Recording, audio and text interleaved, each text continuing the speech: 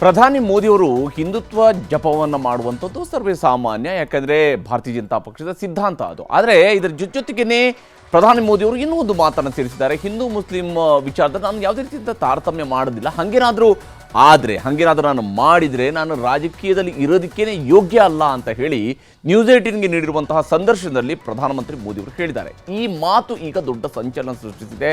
ಅಷ್ಟೇ ಅಲ್ಲದೆ ಇದೇ ವಿಚಾರವನ್ನು ಈಗ ಅಸ್ತ್ರವಾಗಿ ಮಾಡಿಕೊಂಡಿದ್ದಾವೆ ವಿರೋಧ ಪಕ್ಷಗಳು.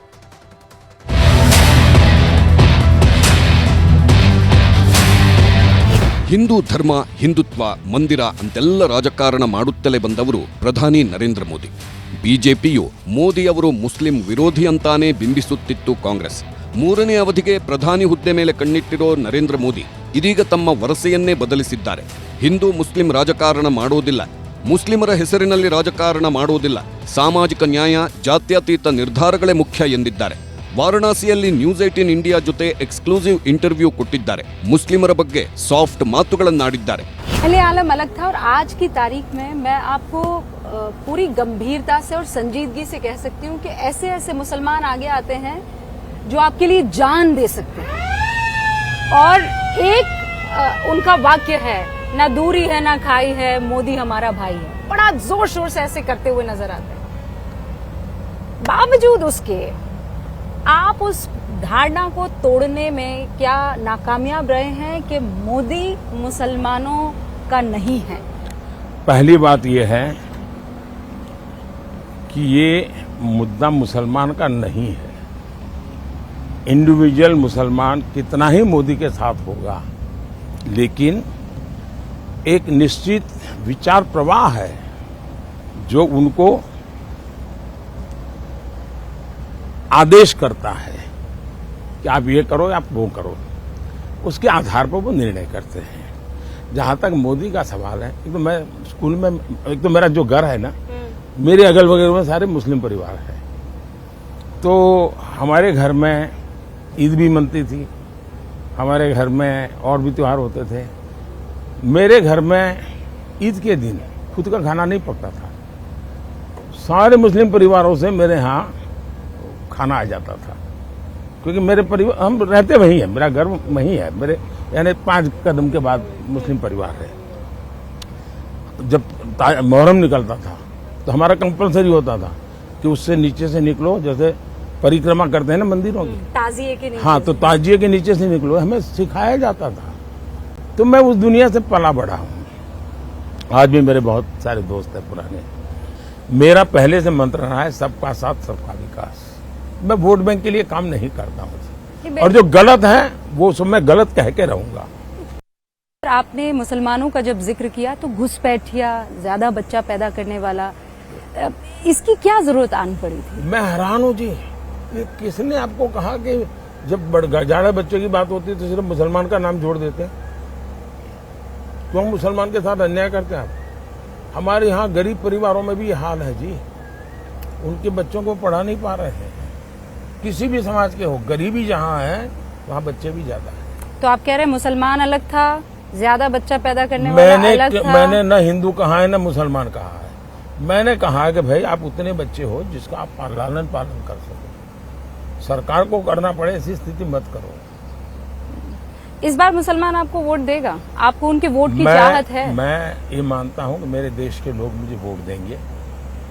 मैं जिस दिन हिंदू मुसलमान करूंगा ना, उस दिन मैं सार्वजनिक जीवन में रहने योग्य नहीं रहूंगा, और मैं हिंदू मुसलमान नहीं करूंगा. ये मेरा संकल्प है.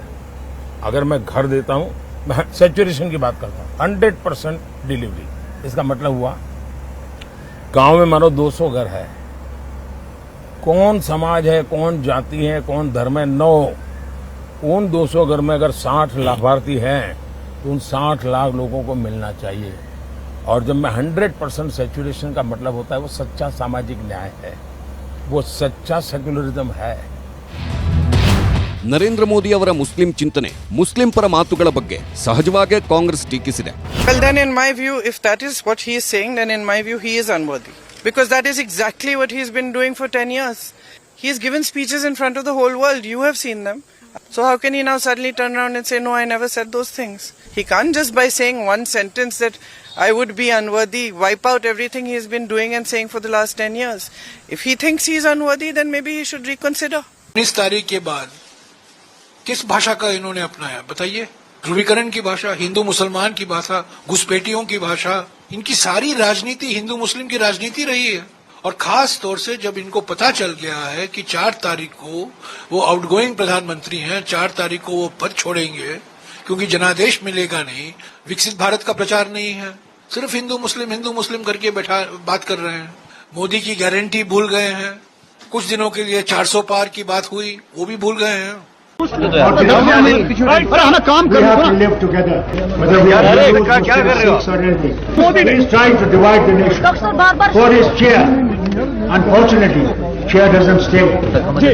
ಹೀಗೆ ಹಿಂದೂ ಮುಸ್ಲಿಂ ಬಗ್ಗೆ ಪ್ರಧಾನಿ ಆಡಿದ ಮಾತುಗಳ ಮೇಲೆಯೇ ಸದ್ಯದ ರಾಜಕಾರಣ ಹೊಸ ಟ್ವಿಸ್ಟ್ ಪಡೆದುಕೊಂಡಿದೆ. Bureau report, news 18. ಇನ್ನು ಈ ಬಾರಿಯ ಲೋಕಸಭೆ ಎಲೆಕ್ಷನ್ನ ಸಂದರ್ಭದಲ್ಲಿ ಬಹಳ ಮುಖ್ಯವಾಗಿ ಬಿಜೆಪಿಯವರು ಕೇಳ್ತಾ ಇದ್ದಿದ್ದು ಒಂದೇ ಒಂದು ಪ್ರಶ್ನೆ. ಕಾಂಗ್ರೆಸ್ನಲ್ಲಿ, ಇಂಡಿಯಾ ಬ್ಲಾಕ್ನಲ್ಲಿ ಯಾರು ಪ್ರಧಾನಮಂತ್ರಿ ಅಭ್ಯರ್ಥಿ ಅನ್ನುವಂಥ ಪ್ರಶ್ನೆಯನ್ನು ಕೇಳ್ತಾ ಇದ್ರು. ಈ ಪ್ರಶ್ನೆಗೆ ಇವತ್ತು ಛತ್ತೀಸ್ಗಢದ ಮಾಜಿ ಮುಖ್ಯಮಂತ್ರಿ ಭೂಪೇಶ್ ಬಾಘೇಲ್ ರಾಹುಲ್ ಗಾಂಧಿಯವರ ಹೆಸರನ್ನು ಪ್ರಸ್ತಾಪ ಮಾಡಿದ್ದಾರೆ. ಈ ಹೇಳಿಕೆ ಈಗ ವೈರಲ್ ಆಗ್ತಾ ಇದ್ದಂತೆ ಇಂಡಿಯಾ ಕೂಟದಲ್ಲೂ ಕೂಡ ಬೆಂಕಿ ಹೊತ್ತಿಕೊಳ್ಳೋದಕ್ಕೆ ಶುರುವಾಗಿದೆ.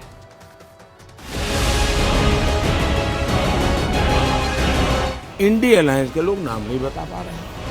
5 साल में 5 प्रधानमंत्री, हर वर्ष एक प्रधानमंत्री। अगर हर वर्ष एक प्रधानमंत्री वो लाएंगे जी, तो आप मुझे बताइए कि देश का क्या होगा? भाई इनके पास प्रधानमंत्री का प्रत्याशी ही नहीं है.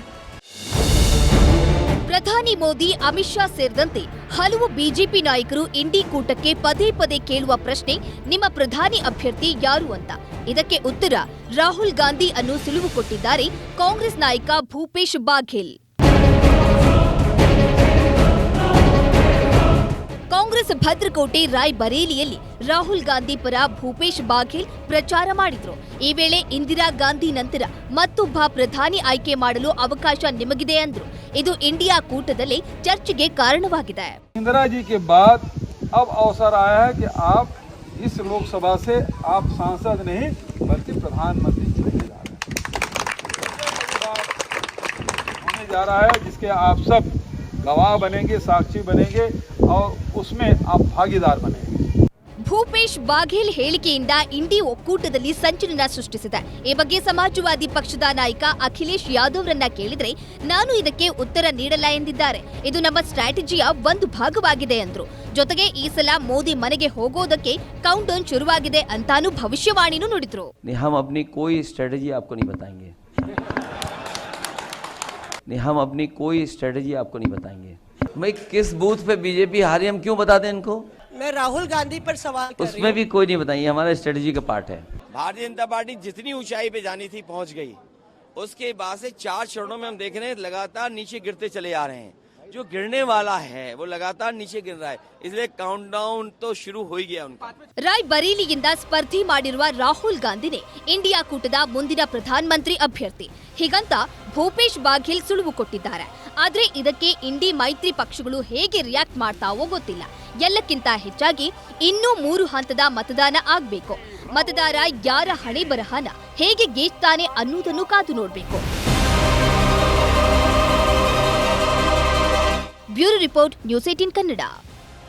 ಕನ್ನಡಿಗರ ನೆಚ್ಚಿನ ನ್ಯೂಸ್ 18 ಕನ್ನಡ ಈಗ ವಾಟ್ಸ್ಆಪ್ನಲ್ಲೂ ಲಭ್ಯ.